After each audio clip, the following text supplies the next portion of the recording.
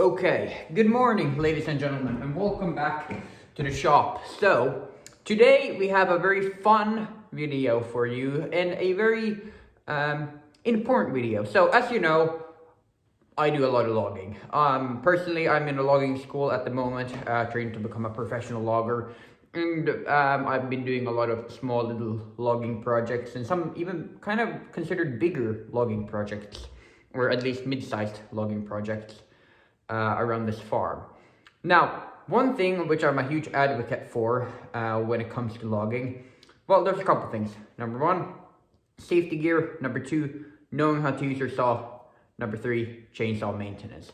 Now, I haven't really touched on chainsaw maintenance before, but today I thought about showing you exactly a step-by-step guide how to get your saw ready for the winter. So today we're gonna be completely opening this up, cleaning the inside, making sure everything's fine, so we can put it away for the winter the correct way. So stay tuned, it's gonna be a fun video. Ooh, I just turned on the heating unit, so it's still a bit cold, but the saw that we'll be using to demonstrate this is, of course, my good old trusty 271. I've been using this a little over 2 years now, and it is an amazing saw. Now, it's not a professional saw. Now you need to get that out of your head.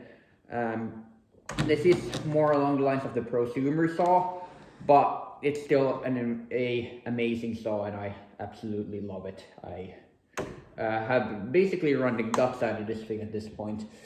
And I have done things with this saw, definitely, that is not recommended for a non-professional saw, such as chainsaw milling. And I've just put a lot of hours on this. Time for its annual maintenance time. Now, of course, you want to maintain your saw every time you use it. So basically, a normal maintenance period would go after you've used it. You take off your bar and chain, open this up, and then just use your air compressor, blow all that stuff out of there, sharpen the chain, and then you're good to go. Now that's your normal sort of procedure. Now, yes, you can check out the spark plugs, and of course you should probably clean the air filter, but that's like your normal kind of like maintenance thing which you do on a saw when it's still the season. But today we have but now the chainsaw season, I guess, has ended. So now it's time to do the winter maintenance before we put this away for the winter. We're just gonna grab our scrunch tool and take off these bolts. And I don't think I've ever actually shown you how to sew. No, one time I did a video where you saw the inside of this. Why is that? Jesus Christ, that's hard on there. Good Lord. A piece of paper so I can find them when I need them. And we can take this off. And yeah, you can see how gross that is. Look at that. Yeah, we're gonna start off by spraying this off with the air compressor, and then we'll see what we see.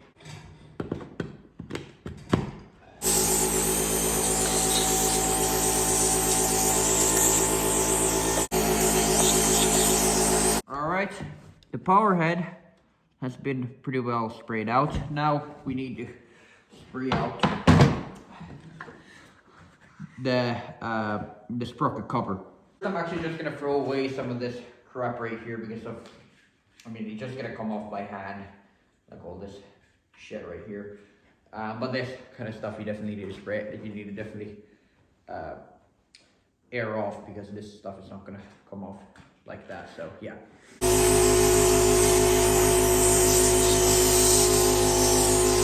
So now we're ready to use the carburetor cleaner, but before we do that, we actually want to put some sort of thing underneath here, because we don't want all that shit to get on the tape.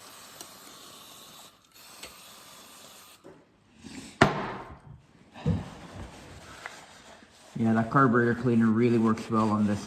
Now, I'm just going to mention this. This is what I do. Now, I don't know if this is the exact right way to do it. There's a ton of different ways to do this. But it's just what I do. So maybe I'm doing something which after a while is going to destroy my saw. But this is what I've always done, and this is what I'm going to keep doing until I figure out that this is a really stupid idea. So if I do, I'll mention that, but I'm just saying, if you do this, do it at your own disgrace. If you just choose to follow this video, what I'm doing here. If you just choose to follow this, do it at your own discretion, because of I'm not 100% sure about if this is the correct way to do it, but this is just how I do it. All right, that's looking quite good now.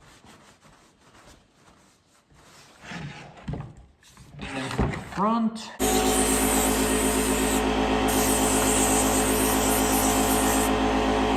Then next up, you want to check your pull cord, that it works.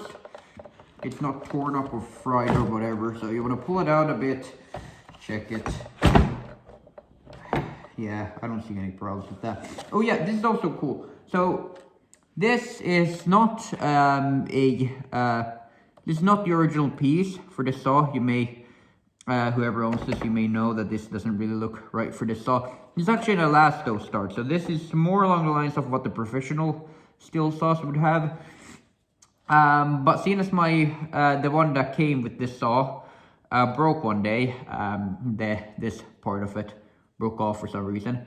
I replaced it, and then when I went to the steel dealership, I was asking around for it, and then I asked them that could they give me a elasto start pull cord, and they were more than happy to do that. So if you have to replace this, I would recommend to replace it with one of these elasto ones, because it's so much easier to pull over now when there's this elastic like rubber band thing right there. Look at that.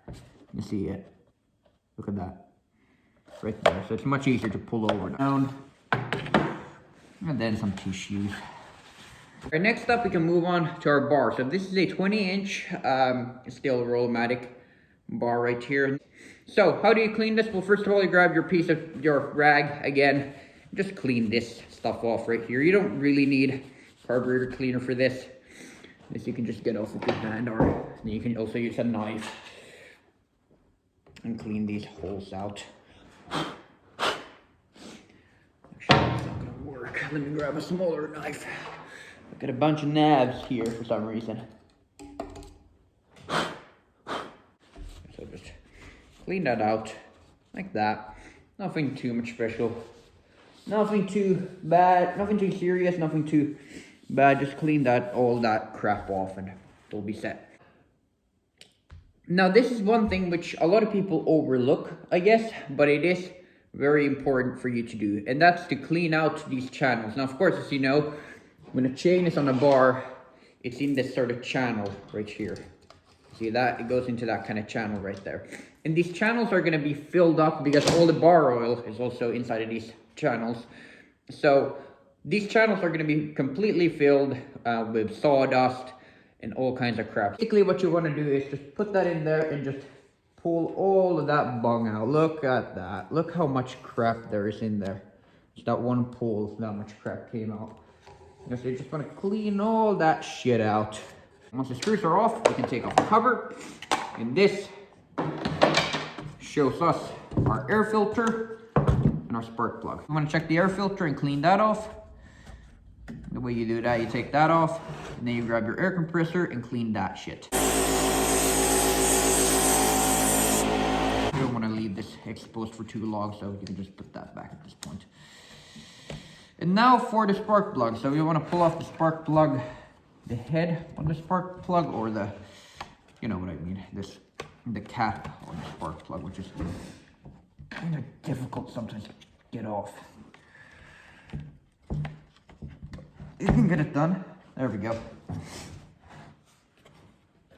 Then your chainsaw tool, depending on what kind of spark plug it is, should be the correct size to take it off. So yeah, look at that, that's the correct size. Now we can take it off. So make sure you rotate it the right way. So righty tighty, lefty loosey. So it's loose on this side. There we go. Make sure there's no shit on it or nothing is clogging it. That looks pretty good. We're gonna grab a fresh piece of paper. Just clean all that crap off. And of course, remember again, righty tighty, lefty loosey. Get it right back into its hole right there. So Don't put it too tight, but put it snug enough, I guess. Yeah, that should be fine. And put the hat back on, like that. And now, after all that's done, now we're ready to put everything back together, and then we're basically done. Line up. Oh yeah, and then also, every time when you maintain your saw, you want to flip your bar. So, seeing as I had it this way when I started, I'm gonna flip it this way. Now, why do I do that? Well, the bar's gonna wear more evenly if I do that. So if I just put it the same way all the time, it's just gonna wear from one side, and then I'm gonna run out of bar much earlier from one side than I do from the other. But by flipping my bar, I essentially double the lifespan of my bar if I flip it, basically. So that's nice. And then you want to tighten it. Now, finger rule is you don't want the bar to be hanging or the chain to be hanging, but you also want to be able to pull it easily around. Now that's a little bit too snug, so I'm gonna loosen it up a touch. Not too much, just a touch. All right, that's pretty good. Okay, so we're almost done here, but there's still one more thing, and I'm not sure if this is on the Huskies, but on the stills, the still has a very fun little feature on it, which again, I don't really know if it's on any of the other saws, but it is on the still. So of course winter is coming, or winter is actually already here, and we need to, if we want to use this during winter, we have a secret little winter mode on our saws. So if we look underneath right there, where is it? There, you may see that little orange part. Now that little orange part, I'll show you.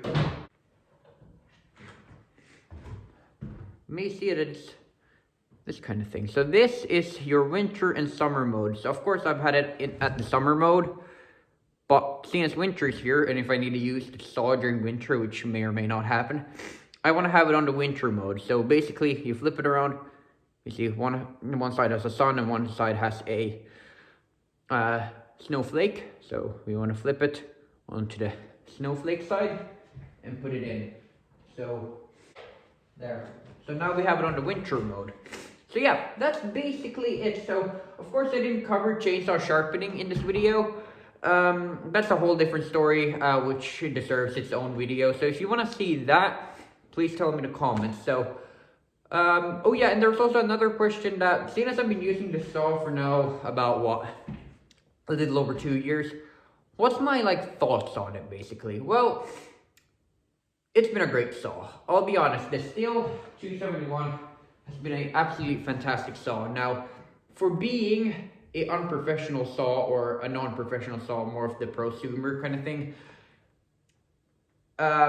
there's definitely parts that you definitely see it in. It doesn't have as much power as the 261. I've used the 261 briefly before, tested it out, and I can say that it's a 9-day difference between this one and that one, because 261 is of course a professional saw, and the 271 isn't.